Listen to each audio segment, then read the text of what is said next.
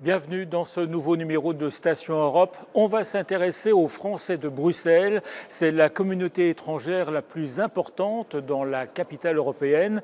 On en parle avec Thierry Fiorelli, journaliste au magazine Le Vif, et avec Pierre Larouturou, le député européen français le plus bruxellois. Voici Station Europe.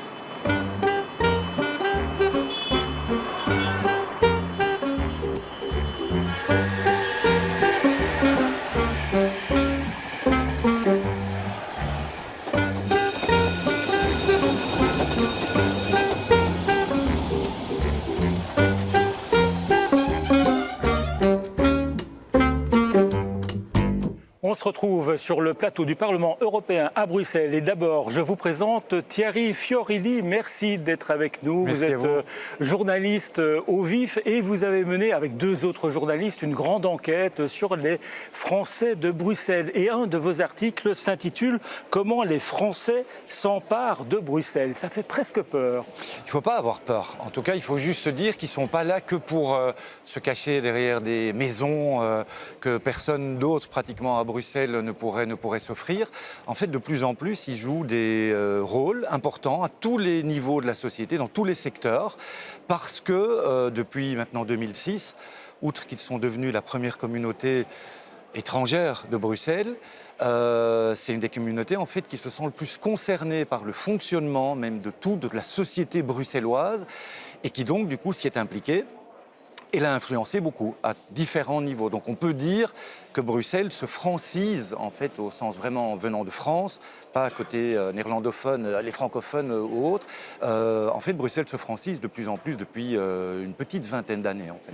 Ils sont nombreux. Et c'est une communauté qui grossit toujours. Oui, alors, nous, on a fait notre petite enquête. En fait, on a contacté les 19 communes de Bruxelles à partir du mois de février-mars en leur disant, dans le cadre de ce dossier, on voudrait savoir en fait combien de ressortissants français, pas binationaux, sont inscrits chez vous. On a donc reçu, on va dire, entre mars et mi-mai, les réponses des 19 communes. Si on additionne tous leurs chiffres, on arrive à un gros 68 000, qui peut-être déjà aujourd'hui est 69 000 par ailleurs, hein, ce qui en fait la première communauté étrangère de Bruxelles. Et beaucoup de jeunes. Et alors, de plus en plus, en fait, parce que c'est une des explications, je pense, de cette augmentation. Pendant longtemps, en fait, les Français de Bruxelles, on se disait, OK, c'est les exilés fiscaux, en fait. C'est ceux, on a beaucoup parlé médiatiquement, qui soient des Arnaud, ça, c'est un peu le stéréotype. Des Arthur, voilà, l'acteur, le businessman ne veut plus payer ses impôts en France, donc il vient en Belgique parce que c'est plus facile pour lui. Mais en fait, il y est domicilié, mais il y vit jamais. Puis il y avait évidemment tous ceux qui sont des fonctionnaires ou travailleurs, on va dire cadres, souvent dans des organisations internationales. Mais avec Erasmus, on a eu en fait énormément de jeunes Français qui sont venus étudier, notamment en médecine, pas seulement, qui après leurs études régulièrement vont voir ailleurs, à l'étranger, ils voyagent en fait, aux États-Unis, en Asie, et quand il est l'heure, en solo ou parce qu'ils ont fait une rencontre en couple, de revenir en Europe, la question se pose. Ouais. Paris, impayable, Londres, impayable, et puis c'est pas la même langue, est compliqué peut-être pour retourner en France, Berlin, Amsterdam, de nouveau une question. En fait, Bruxelles s'impose parce que cosmopolite, ville internationale, parce que francophone et parce que en une heure, moins de là, pratiquement, on est à la maison. Donc cette population-là, elle est beaucoup plus jeune, ce qui fait que la première tranche d'âge de cette première communauté étrangère de Bruxelles, en fait, c'est les 29-50 aujourd'hui, ou les mêmes 19, pratiquement 50, je dirais. Alors, on va accueillir maintenant Pierre Larouturou, qui est député européen dans le groupe socialiste. Pierre Larouturou, merci de nous rejoindre. Et vous, on peut le dire, vous êtes quasiment le député européen le plus bruxellois, parce que vous n'avez pas fait que passer, vous ne faites pas que passer par Bruxelles, vous avez vraiment déposé vos valises, vous vivez ici, vous avez un petit appartement, un petit studio près de la Grand Place. Qu'est-ce qui vous attire dans Bruxelles ? D'abord, je suis député européen. Des millions de Français ont voté pour nous et nous demandent de faire bouger les choses. Donc, j'estime normal de faire mon travail sérieusement. Et pour faire son travail sérieusement, il faut être à Bruxelles et à Strasbourg le plus souvent possible. Il y a les réunions officielles et puis il y a tous les contacts au café. Là, aujourd'hui, j'ai vu 4 députés en plus des réunions officielles. Donc, les députés qui viennent juste 2 jours par semaine, peut-être que c'est des génies, mais je ne sais pas trop comment ils font leur job. Et puis, c'est une ville très sympathique. Moi, la première fois que je suis venu à Bruxelles, c'est en 93. Je venais de lancer le débat sur la semaine de 4 jours à Paris, et une des conseillères de Jacques Delors m'avait demandé de venir à Bruxelles. Et donc, depuis le début, je trouve que c'est une ville où on accueille les gens, où on dialogue. Et donc, je trouve que c'est une ville très vivante. Donc, en tout cas, on voit que vous vous êtes adapté. Vous dites même 93 et pas 93. Mais je trouve ça plus joli. Même en France, quand je donne mon téléphone, je mets des 70 et des 90. Je trouve ça très joli et plus logique que la façon française de parler. Et vous avez adhéré au mode de vie bruxellois? Vous avez remplacé le petit blanc par la pinte de bière? Non, ça, je vais pas... non, d'abord, j'avais été petit blanc, je suis béarnais, donc je suis plutôt petit vino tinto, vin rouge. Je ne suis pas très bien, mais sinon, je me sens très, très heureux. J'ai mon vélo, effectivement, j'ai un appartement, j'en ai marre d'aller à l'hôtel, c'est des problèmes de riches, mais quand on est là 5 jours par semaine, j'ai un appartement, le matin, j'ai mon vélo qui m'attend attaché au sens interdit, et je viens au Parlement ici. Je trouve que la ville est très, très agréable. Et pendant le confinement, comme j'étais rapporteur général du budget, j'avais beaucoup de boulot, donc je restais même le week-end. Il y a 2 ou 3 fois où je restais même le week-end. Sinon, j'ai ma famille à Paris, donc je reviens Et d'ailleurs, j'ai proposé à ma famille, au bout de 6 mois, je me suis dit, comme député, la ville était vraiment géniale. J'ai demandé à la famille s'ils ne voulaient pas venir, mais eux, non, parce qu'ils ont leurs copains, leurs copines, tout le monde est à Paris. Mais sinon, je trouve que la ville est vraiment très, très accueillante et je m'étais dit, pourquoi est-ce qu'on ne viendrait pas tous à Bruxelles? Et pour votre boulot, vous avez tissé énormément de liens avec la société civile, avec des ONG, notamment sur le combat climatique que vous menez, hein, c'est un de votre dada. Voilà, vous avez tissé des liens avec cette société civile. Oui, et puis j'en avais déjà avant. Donc, avant d'être député européen, même en janvier 2019, il y avait une grande manif, vous vous souvenez peut-être, je crois que vous y étiez peut-être, on était 70 000, alors qu'il pleuvait, il pluvinait, pour dire le climat, il y a une urgence climatique. C'était vraiment très sympa de voir, malgré la crise, il devait faire 8 degrés en juillet 2019. Donc, je n'étais pas encore député. J'avais eu la chance d'être un de ceux et celles qui expliquaient à la fin quelles étaient les solutions pour parler du climat. Donc, et même Adélaïde Hanouna, avant que je sois député, m'a demandé de venir. Il y avait des marches tous les vendredis. Il y avait des jeunes qui étaient dans la rue et qui étaient là pour dire l'urgence climatique de façon non violente, avec beaucoup d'arguments. Et déjà, je venais à Bruxelles et dans d'autres villes de Belgique comme avant d'être député. Et je trouve normal ce travail pour les... Et une fois, j'ai fait venir ici 40 jeunes activistes. J'ai eu droit à un blâme du Parlement, à 2 semaines d'intervalle, en même temps une sanction du Parlement. Et on m'a demandé d'être rapporteur général du budget parce qu'on avait fait rentrer 40 jeunes qui sont venus crier l'urgence climatique. Voilà. Thierry Fiorelli, il tranche avec les stéréotypes, effectivement, du français de Bruxelles. Il tranche également avec l'image que l'on a souvent des fonctionnaires européens, des députés européens qui vivent dans une bulle.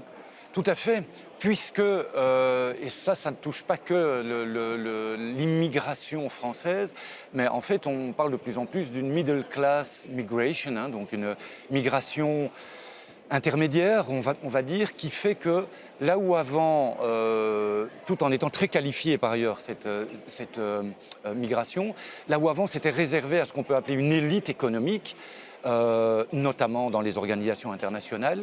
En fait, aujourd'hui, on a de plus en plus de gens, Français, Françaises, de ce qu'on appelle la classe moyenne ou intermédiaire, qualifiés, qui viennent s'installer ici et qui donc peuvent occuper, parce qu'on a choisi en termes d'élection et qu'on vous envoie, vous, ici, ou parce que j'ouvre mon cabinet, ou parce que je rentre dans une ONG, une boîte privée, ou que moi-même, en fait, je l'ouvre comme Français, un bureau d'architecte, une enseigne d'Horeca, un caviste, il y a des galeristes. En fait, c'est une toute autre population, c'est pour ça que je disais, en fait, qui est complètement impliquée dans la vie bruxelloise et qui fait en sorte qu'aujourd'hui, la vie bruxelloise est peut-être pas la même qu'il y a 20 ans. La rédactrice en chef du magazine Victor, qui est le magazine des Français qui s'installent à Bruxelles, disait aujourd'hui à Bruxelles, on trouve toutes les enseignes françaises, il n'y a que le Monoprix qui n'est pas là. Hein. C'est ce qu'elle trouve, c'est que si on veut vraiment reconstituer un décor qui est un peu cliché par ailleurs aussi, hein, on peut imaginer, on ferait le fabuleux destin d'Amélie Poulain aujourd'hui en film à Bruxelles, il faudrait juste rajouter en fait le Monoprix, sinon on retrouve pratiquement sur Bruxelles, surtout au sud de Bruxelles, il faut être de bon compte, même si les 19 communes sont concernées par cette communauté, c'est quand même plutôt le sud de Bruxelles où les enseignes françaises fleurissent. Et à votre image, Bruxelles-Ville, qui devient pratiquement la 3e commune de Bruxelles après Ixelles et Uccle, la plus française que ça. Alors, vous l'avez dit, il faut casser un peu les stéréotypes. Et les Français de Bruxelles, ce n'est pas des riches qui essayent absolument d'éviter d'échapper à l'impôt sur la fortune, mais il y en a, quand même. Aujourd'hui, Emmanuel Macron a supprimé, modifié en tout cas l'impôt sur la fortune. Est-ce que ça veut dire qu'il y a moins de riches qui sont attirés par Bruxelles ? Ça doit jouer dans le chef de certains. Je pense que certains se disent, en fait, il n'y a plus de raison déjà qu'on avait juste un domicile à Bruxelles, mais qu'on l'occupait pratiquement jamais. Je pense que certains ne viendront plus. D'autres, et notamment dans le milieu culturel et singulièrement le cinéma, ont peut-être des intérêts, en fait, notamment via la taxe shelter. Le cinéma est aussi un bon, j'allais dire, un bon décor pour expliquer ou pour comprendre ce changement. C'est que de plus en plus de films français se tournent au moins en partie, voire en totalité, à Bruxelles. Et donc, on a de plus en plus d'acteurs, de producteurs, de réalisateurs qui se disent, mais en fait, est-ce que ce ne serait pas plus simple de s'installer carrément ici ? Un Danny Boone, par exemple, il vit une partie de l'année à Bruxelles. Donc, ce n'est pas juste comme d'autres qui avaient une boîte aux lettres en fait ici, mais qui n'étaient jamais, quoi. Pierre Laroutourou. Je paye mes impôts. Bravo. Je paye comme tous les députés, en tout cas les députés français. Je suis prélevé à la source sur mon salaire de député. Emmanuel Macron qui supprime l'impôt sur la fortune, c'est la plus mauvaise idée qu'il ait eue ? Il en a eu beaucoup de mauvaises idées, mais celle-là, beaucoup de gens pensent que ça n'était pas utile, ni économiquement, ni pour les conséquences. Et d'ailleurs, vous avez aussi des Français qui veulent taxer les milliardaires. Vous vous souvenez peut-être, il y a 2 ans, j'avais fait une grève de la faim ici, donc j'étais rapporteur général du budget et shadow rapporteur sur le financement du climat.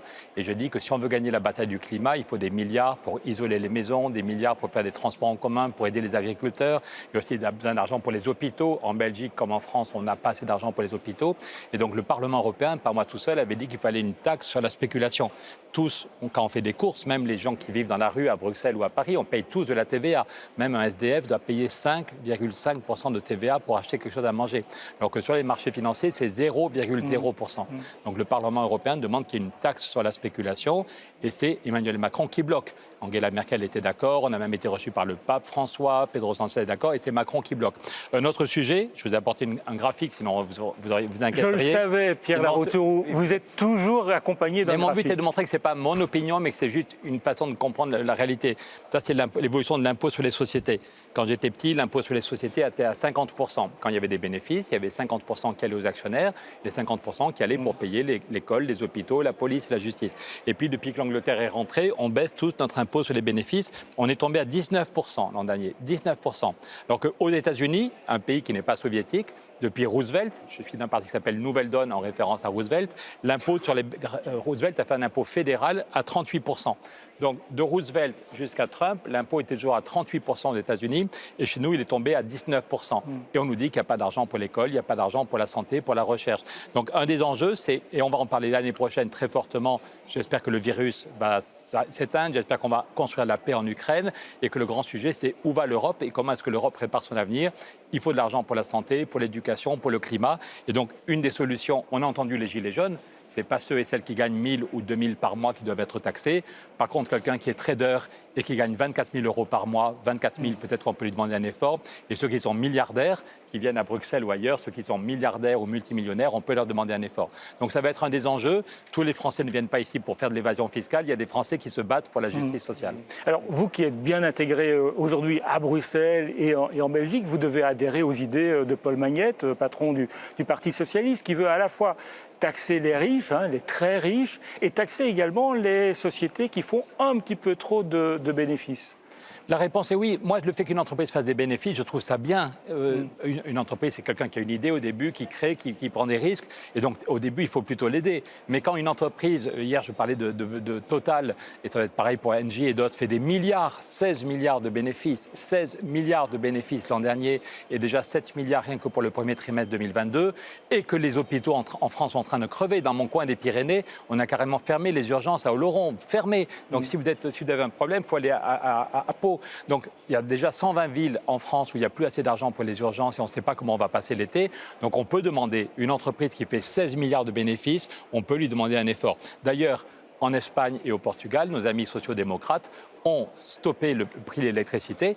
Depuis la guerre en Ukraine, le problème, c'est d'abord les Ukrainiens et les Ukrainiennes qui souffrent le martyre et les réfugiés. Mais il y a des conséquences dans tous nos pays. La flambée du prix de l'électricité, qui est pour l'essentiel due à la spéculation, eh bien, nos amis Pedro Sanchez et Antonio Costa, socialistes espagnols et socialistes portugais, ont dit qu'on allait bloquer le prix de l'électricité, qu'on pouvait faire un impôt spécial sur les grandes entreprises. Je ne parle pas de la boulangerie qui a 3 salariés. Les grandes entreprises qui font des milliards de bénéfices, on peut leur demander un effort, y compris pour aider les PME qui ont du mal. On va rejoindre à présent Sébastien Boussois en duplex. Sébastien Boussois qui vit à Bruxelles depuis de nombreuses années. Il est français.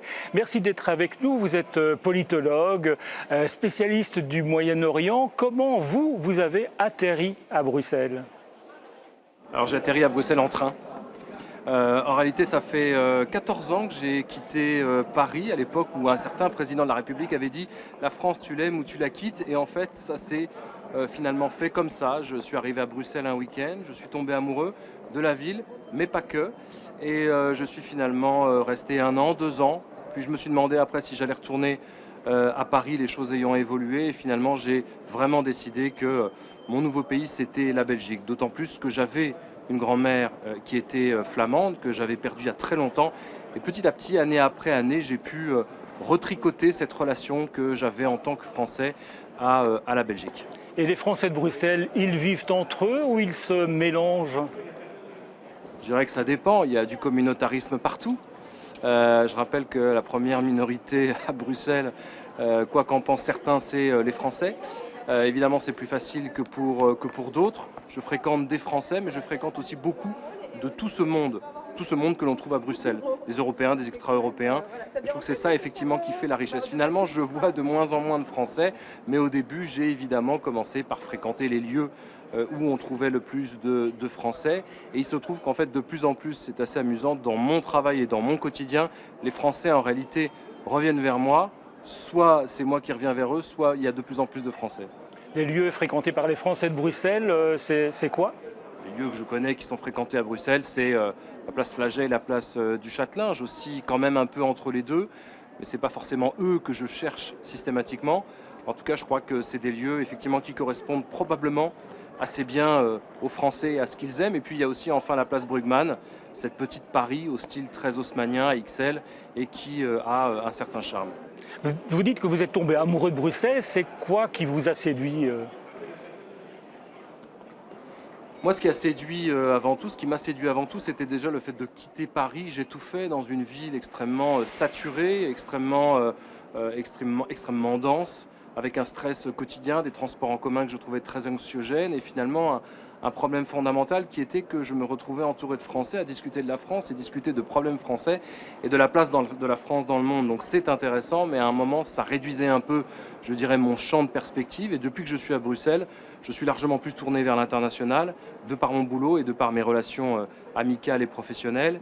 Et du coup, j'ai trouvé cette diversité, cette richesse et puis cet exotisme propre à Bruxelles, aussi bien dans son architecture que dans sa population, mais aussi dans ses lieux de vie et dans ses espaces socio-temporels ou spatio-temporels relativement plus décalés. J'aime beaucoup plus le chaos de Bruxelles que le côté rangé. Alors, rangé de Paris et ordonné et propre, tout ça a bien changé, mais en tout cas, je me sens véritablement à Bruxelles comme chez moi et dans une sorte de base arrière qui me permet quelque part de me déplacer aussi facilement en Europe. Est-ce que les Français influencent Bruxelles? On dit parfois que la ville se parisianise. Oui, alors il y a des journalistes qui viennent à Bruxelles et qui ensuite trouvent qu'il y a des choses bien à Bruxelles, mais trouvent qu'il y a aussi des choses moches. Il y a une perception parfois, d'ailleurs très française en réalité, parfois un petit peu hautaine et distanciée à l'égard des Belges. Je me suis rapidement distancié et séparé de tout ça. Je pense que les Français, comme d'autres, concourent à cette diversité et à ce charme qui fait de Bruxelles un des plus grands creusets en réalité en termes de population, d'identité, d'ethnie et de culture. Et je suis bien content que les Français soient noyés au milieu des 190 ou 190 autres nationalités. Victor Hugo, Balzac, Baudelaire ont vécu à Bruxelles et maintenant il y a Sébastien Boussois. Ils n'en ont pas tous dit que du bien, j'en dis pas tous les jours forcément du bien. Beaucoup de choses m'énervent à Bruxelles, lapsus. Mais voilà, il y en a tant d'autres qui ont habité à Bruxelles, qui ont fait la navette entre les deux villes, entre les deux pays, Moi, aujourd'hui, j'ai acquis la nationalité belge et je suis binational et j'en suis ravi et enchanté. Pourquoi être devenu belge? Pas pour des raisons fiscales, pour des raisons psychologiques? Quand j'ai fait la demande, j'ai avant tout constitué un dossier où j'expliquais clairement que je voulais la nationalité belge parce qu'elle ne me servait à rien. Je pense que la nationalité est un choix comme l'identité qui se construit. J'ai hérité de la nationalité et de l'identité française, tout ne me plaît pas dedans et puis je dois beaucoup à la Belgique depuis mes 14 années. Je me suis construit, j'ai évolué et je voulais non pas rendre parce que ça serait prétentieux, mais en tout cas je considérais qu'une part de moi était belge, qu'une part de mon sang l'était de par ma famille et du coup j'ai fait cette demande, je dirais, dans cette logique de pouvoir revendiquer ces deux nationalités fièrement, aussi bien l'une aussi bien l'autre. Elle ne me sert à rien administrativement, bien sûr, mais elle est véritablement fondamentale, et dans mon cœur et dans ma tête. Dernière question, ça veut dire quoi? Potverdomme? Aïe.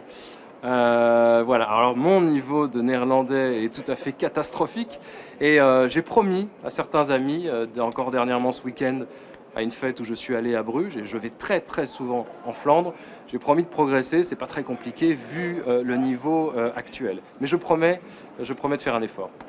Merci Sébastien Boussois, Pierre Larouturou, vous n'allez pas y échapper. Ça veut dire quoi, Potverdomme? Je sors mon joker. Mais je trouve que c'est très sympa dans ce que disait Sébastien, il parlait d'exotisme. Et c'est vrai qu'en même temps, à Bruxelles, il y a quelque chose d'exotique, voilà, comme sans doute dans d'autres villes. Hein.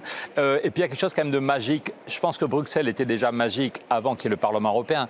Mais le Parlement, c'est quand même... Et puis il y a donc du fait qu'on est au Parlement et puis on va dans toute la ville, c'est quand même le seul endroit au monde où il y a des gens venus de 27 pays qui essayent de se comprendre, qui essayent de parler ensemble et qui essayent d'agir ensemble pour le bien commun. Et il y a des fois où c'est lourd d'être député, il y a des fois où c'est frustrant, mais il y a quand même quelque chose d'assez génial qu'on essaye de construire la paix d'un pays qui a été en guerre plusieurs fois, où il y a encore des traces de la guerre. Et je trouve que ça rajoute, déjà, Bruxelles était une très belle ville, et dans son histoire, on voit qu'il y avait déjà des choses magiques, mais c'est le seul endroit au monde, je pense, avec Strasbourg, mais où on est plus souvent à Bruxelles qu'à Strasbourg, où on est des hommes et des femmes, et c'est quand même des milliers de personnes. Il y a les 700 députés, il y a tous ceux et celles qui nous aident à travailler, qui nous aident à réfléchir, il y a les lobbyistes pour le meilleur ou pour le pire, mais le fait que le Parlement rajoute encore un petit peu d'exotisme et je trouve ça assez génial. C'est très compliqué, mais des hommes et des femmes de 27 pays qui essayent de travailler ensemble pour construire la paix, c'est quand même assez génial. Alors, et c'est à Bruxelles. Je donne quand même la réponse. Potverdomme, c'est un juron, ça veut dire nom de Dieu en quelque sorte. Petit quiz de... Et qu'est-ce que ça veut dire putain de moine en béarnais? C'est plus facile, c'est plus facile. Alors, petit quiz de repêchage, Pierre Larouturou. Que veut dire le mot brol? Brol, c'est des vêtements? Non, pas du tout. Non, brol, c'est du désordre, c'est du bazar. Et alors, toute dernière question. Attends, il y a le Théâtre Thun aussi. Pour ceux qui ne sont pas encore venus à Bruxelles, ceux qui nous regardent, il faut aller au Théâtre Thun. C'est quoi? Ça fait depuis 7 générations. Donc, quand l'Espagne dominait la Belgique, l'Espagne a interdit le théâtre trop politique. Et les Belges, pour me dire ce qu'ils pensaient du roi, ont inventé un théâtre avec des personnages. Mais c'est très, très drôle d'aller au Théâtre Thun. Et alors, il y a une expression qui est vraiment typiquement bruxelloise. Vous allez me dire si vous la connaissez, c'est non peut-être. Que veut dire non peut-être? Aïe, c'est pas assez bruxellois en fait. Thierry Fiorelli? Ça veut dire? Ça veut dire oui. Ça veut dire oui. Ça veut dire oui, certainement. Voilà, c'est tout le paradoxe. Mais je dois rester encore quelques années à Bruxelles alors. Je vais peut-être essayer de faire un deuxième mandat. Thierry Fiorelli, ça vous inspire quoi l'interview de Sébastien Boussois? Ça correspond un petit peu à votre enquête? Je pense que c'est un beau symbole en fait de cette génération-là ou de cette catégorie de la communauté française. Par rapport à ce qu'il disait sur les lieux, il a raison, les 3 lieux qu'il a cités qui sont tous à Ixelles, mais je mettrai juste un petit bémol, c'est... Bon, Ixelles est la première commune en termes de présence de la communauté française. Donc il y a une logique que beaucoup de Français se retrouvent à certains endroits d'Ixelles. Il y en a quand même d'autres, ceux qui sont sur Ux, ceux qui sont sur Oderghem, ceux qui sont sur Bruxelles-Ville, ne vont pas forcément que à la place Flagey, à la place du Châtelain ou à la place Bruckmann. C'est vrai que c'est un peu plus français là. En revanche, par rapport à un des impacts, et c'est peut-être une enquête qu'on devra faire, Ixelles étant aujourd'hui la commune en fait la plus chère de Belgique, hein, est-ce que cette présence française en est une explication partielle, totale ou dérisoire. Certains déjà dans l'immobilier disent, c'est clair que pendant des années, quand on les a vus arriver, avec le pouvoir d'achat qui était le leur, on a fait exploser évidemment les prix.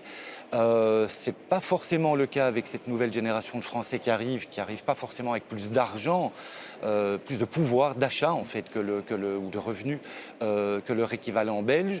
Le résultat, il est celui-là. La commune la plus chère de Belgique, donc de Bruxelles, est celle où la communauté française est la plus importante. Maintenant, je ne suis pas capable, moi, de vous apporter les preuves que l'un explique l'autre. Pierre Larouturou, les Français de Bruxelles, ils sont en même temps de gauche et en même temps de droite parce qu'ils ont voté Macron à la présidentielle. 86% des Bruxellois. Au deuxième tour. Au deuxième tour. Il y a des gens qui ne sont pas spécialement Macron. J'ai aussi voté Emmanuel Macron. Et aux législatives, la NUP, l'alliance de la gauche a raté son coup, mais peut-être de peu, vous allez dire. Je crois qu'il a manqué que 2 ou 3% à Cécilia pour être député. Oui, mais je crois qu'il y a la diversité politique. Encore une fois, Bruxelles aujourd'hui est dirigée. J'ai une amie qui était échevine, Delphine Houba. Donc la ville de Bruxelles, il y a eu Philippe, le bourgmestre, on dit, c'est comme ça, et socialiste. Mais évidemment, il y a la même diversité. Après ça, je pense que chez les Français qui viennent à Bruxelles, il y a quand même un niveau de revenus. Même si je l'avais dit, il y a des jeunes et il y a aussi des précaires. Y compris pendant le Covid, moi j'avais été très ému de voir un Français qui était dans la rue. Mais dans tous nos pays, avec le Covid, on a vu la précarité chez les jeunes exploser. Il était venu à Bruxelles parce qu'il voulait travailler à Bruxelles dans la restauration. Et le pauvre, c'était dramatique. Voilà. Donc je coupe ça parce que je pense que les gens qui vivent à Bruxelles ont un niveau de revenu plus important que la moyenne des Français. Ça explique peut-être pourquoi ils ont voté un peu plus Emmanuel Macron que d'autres. Mais ce n'est pas le sujet. Mais il y a aussi des gens de gauche et des gens qui se battent pour la justice sociale à Bruxelles. Pierre Larouturou, Thierry Fiorelli, merci de vous être arrêtés à la Station Europe. Merci à Pascal Simard et à toute l'équipe qui a réalisé cette émission ici au Parlement européen. On se retrouve dans 2 semaines et on essaiera de respecter un petit peu davantage la parité. Aujourd'hui, c'était 3 hommes et même pas un couffin. À très vite.